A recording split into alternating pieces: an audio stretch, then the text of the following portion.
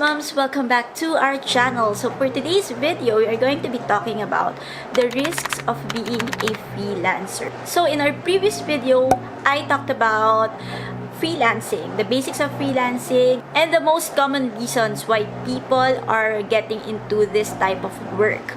Now, of course, as with everything, there are pros and cons when it comes to this type of work setup. So in today's video, I'm going to be sharing with you some of the what I'd call the risks of being a freelancer or the challenges in freelancing. So if you're interested in this topic, then continue watching. As always, before I begin, if you have not subscribed to our channel yet, please do so. We are Bossmoms in Charge, an online community for moms that aims to encourage and empower moms to gain a new sense of perspective and purpose, especially those moms who are currently at a crossroad when it comes to their career, individuality, and productivity. If you want to support this group, then make sure to hit the subscribe button and join us all over social media.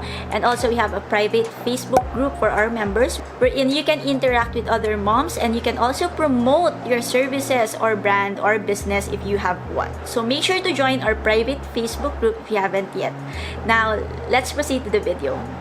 So I've mentioned this before, but I have been freelancing since 2014. And to be honest, some of the things that I'll mention today or some of the challenges I've also experienced personally. So I think it's important for you to know these things, not to discourage you to become a freelancer, but more on to prepare you for what lies ahead in case you decide to work as a freelance. So let's begin with the first challenge or risk of being a freelancer, and that is the cutthroat competition when it comes to job hiring or being hired for a certain gig. Now, that may sound intimidating, but when I say cutthroat competition, I actually mean that the competition is really tough when you become a freelancer, and I'll explain why. So just to be clear about what I mean when it comes to the tough competition in freelancing, let's put it this way.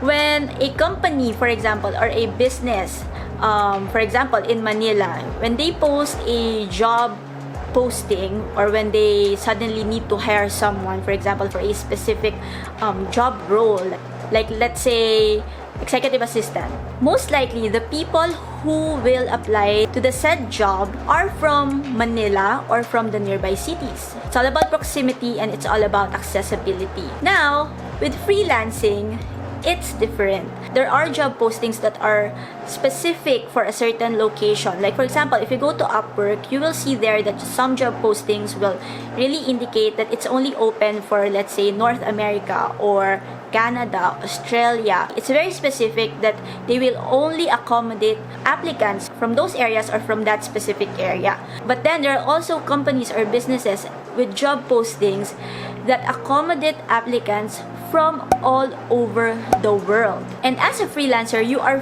free to submit your application or your profile to that said company if you feel that you have the skills or the experience to do the job. But then you have to understand that because it is open for everyone around the world, it means that you are competing not just with the freelancers from the Philippines, but with freelancers all over the world. And so that's what I mean by cutthroat competition. The competition is tough because you are competing with a lot of people for a certain job post. Now, don't be discouraged. I'm not saying this to discourage you or to make you back out when it comes to freelancing. Now, if you really want to get hired, you really have to stand out. And you can stand out by creating a resume that really emphasizes your skills that are related to the job that you're applying for. Or you can create a precise and straightforward cover letter that would really get the attention of the employer. The key here is to stand out. You have to know how to market yourself or to sell your skills to that specific employer. And let me tell you that it's not impossible to land the job or land that gig as long as you really have the skills, you really have the experience, and that you can market yourself efficiently, that the employer will take notice of you. Now, the second risk or challenge of being a freelancer is the contractual basis type of work. Now, don't be confused. I know that I mentioned in the previous video that as a freelancer, you are not actually like committed or bound by a certain contract. But you have to know that sometimes a client would really set an agreement, and it's really important also to have your own contract so that you will get to set the terms and conditions, the KPIs for the job that you'll be doing for your client. Now, you have to know that most freelancing jobs are on a contractual basis. And that said, security or job security is actually at stake. It's really one of the risks of being a freelancer, and it's one of the things that many people are apprehensive about when they think about going freelance. They think of job security. Now, I'm not saying that there are no job offers or freelance work that are long-term. There are definitely freelance jobs that last for years and years, but then you have to open your mind to the fact that there are job postings or freelance works that you will find online that are short-term projects or bound by a short-term contract. The next challenge or risk of being a freelancer is irregular pay. When I say irregular pay, I actually mean two things.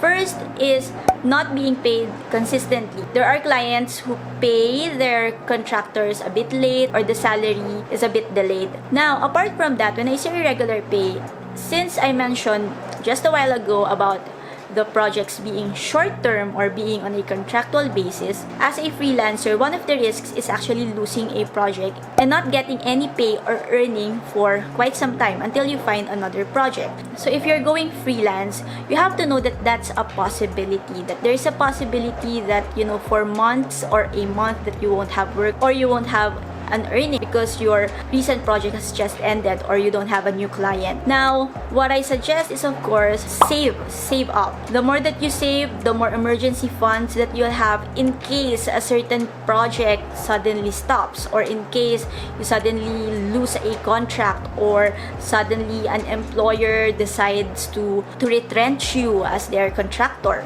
right? So the next challenge of being a freelancer, not really a risk, but more on a challenge, is actually when it comes to the taxes. Because I mentioned in the previous vlog that as a freelancer, you are in charge of paying your taxes by yourself. Depending on how much you're earning per year, you can go to BIR and process your taxes by yourself.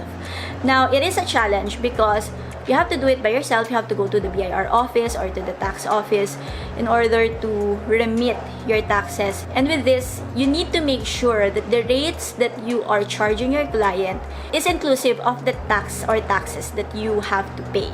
And the last challenge that I'll be sharing with you today is somewhat related to the last one, which is taxes. And this one is benefits. So one of the challenges or risk of being a freelancer is, of course, you won't get benefits. Again, there are employers, there are clients out there who are nice enough to give benefits to their contractors. However, that is not always the case.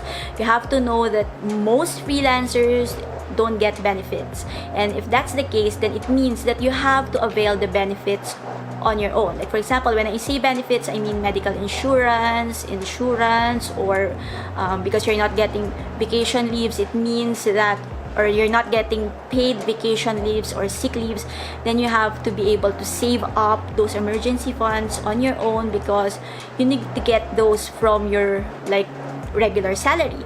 So if you're thinking of freelancing, especially if you have a family and you really want to provide your family with these benefits, like for example, a health card, then you have to know that you have to avail that on your own, and that you have to, again, like with the taxes, include those expenses or those costs in your rates, just so you can extract them from your actual rate, and that you would have extra fund for those kinds of things in order to provide them for your family. I know that this is something that most freelancers, especially freelancers who are parents, are actually on the fence about as they think about going freelance, as they think about leaving their regular full-time job, which for sure offers these kinds of benefits, and going freelance, wherein they know that there's a possibility that they won't be getting these things. So you have to have the knowledge on how to go about it when it comes to the rates that you charge to your clients, in order for you to be able to avail these services or these kinds of benefits on your own. So yeah, that's it for this video. Those are the risks or challenges of being a freelancer. Again, this video is not intended to discourage you from being a freelancer. If anything, this video aims to really inform you or educate you about freelancing, just so you'd be 100% ready once you decide to ditch your 9 to 5 and go freelance. If this video has inspired or helped you in some way, we would appreciate if you'd hit the like button and share this with your friends. Also, don't forget to subscribe to this channel and hit the bell icon so that you'll get notified when a new video comes up. And for our next video, I'm actually going to be sharing with you my freelance journey, how I started and how long I've been doing this, and the pieces of learning that I have acquired by far. So if you're interested in that, again, make sure to subscribe and follow Bossmoms in Charge all over social media and join our private Facebook group. By the way, before I end this video, I have a surprise for you guys if you've come to this part of the video. I created a freelance blueprint which I'd like to share with you for free. It's linked down below. Just click the link in order to access the file. The goal is to help you really be equipped about the basics of freelancing before you dive into this type of work. So make sure to access it through the link in the description box and in the comments down below. Again, thank you so much for being here. Thank you for watching this video, and see you guys again in our next video. Bye!